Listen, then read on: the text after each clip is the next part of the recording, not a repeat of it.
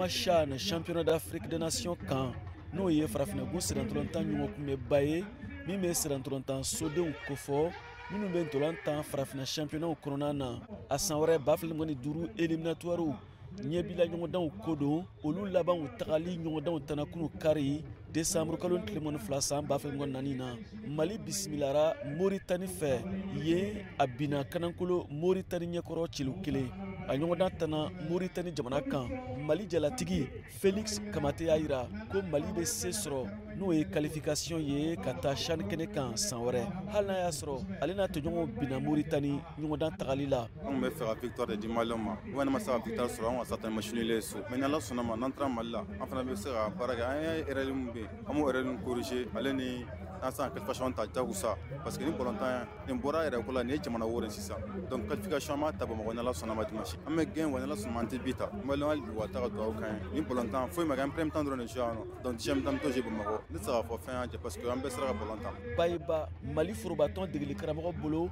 foyi ma tiɲɛ ka d'a kan ɲɔgɔndan tɔ bɛɛ ko seginni bɛ yan Bamakɔ kari nata o sen fɛ Mali b'a ka qualification sɔrɔ ka taa CHAN kɛnɛ kan. Objectif ye qualifier de ye match minnu équipe bɛɛ y'a ka temps fort sɔrɔ an tun bɛ se ka bi 2 3 ɲɔgɔnna don on a eu trop de cartons 7 cartons mun y'a to an siranna ka na rouge ta parce que tɛ se ka 7 changements kɛ qualifier de don c'est pas un seul match c'est 2 matchs match retour la an bɛ qualification dɔrɔn de au 90 minutes on va tout faire pour que se ka qualification sɔrɔ an ye match fɔlɔ tan ka ban an b'a dɔn u ka comportement ye min ye match in quand même moi je pensais que n'an tun ma fɛn sɔrɔ que match nul mais bon an b'a ta la Ala b'a ta la on va pas baisser les bras on va pas baisser la tête an kan ka baara fɛn fɛn boloda pour que a taga qualification nɔfɛ on va le faire an bɛ public wele mɔgɔw ka bɔ bɛɛ ka bɔ ka na soutenir an ye kɛlɛ dɔ de kɛ mais kɛlɛ ma ban a tɔ ye kɛlɛ bakurubaw bɛ an yɛrɛ fɛ yen an ka ɲɔgɔn lajɛ an ka jamana lajɛ an ka na an ka ɲɔgɔn soutenir n'an y'an fanga di ɲɔgɔn ma je pense que an b'an ka laɲini sɔrɔ. Éliminatoire n'o ye ɲɛbila ɲɔgɔndanw laban ninnu ye a ɲɔgɔndan tɔ jaabiw filɛ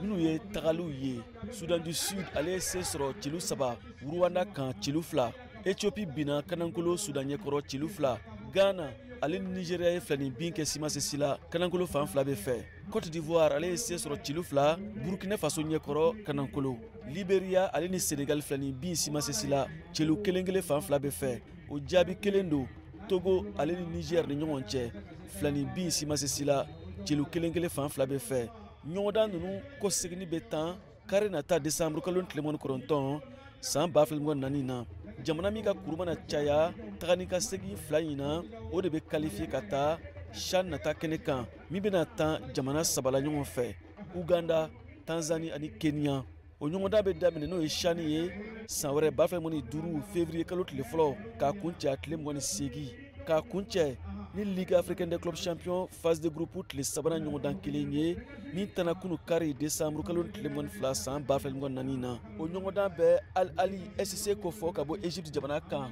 ale min ye se sɔrɔ kosɛbɛ cilu 6 Algérie CR Belouizdad kan cilu 1 o jaabi ye Al Ahly SC bila a ka kulu n'o ye groupe C ye o ɲɛfɛ ni kuru 7 ye VOA Bamara tɔgɔ la Bamakɔ Siaka Traoré Kala Selidon.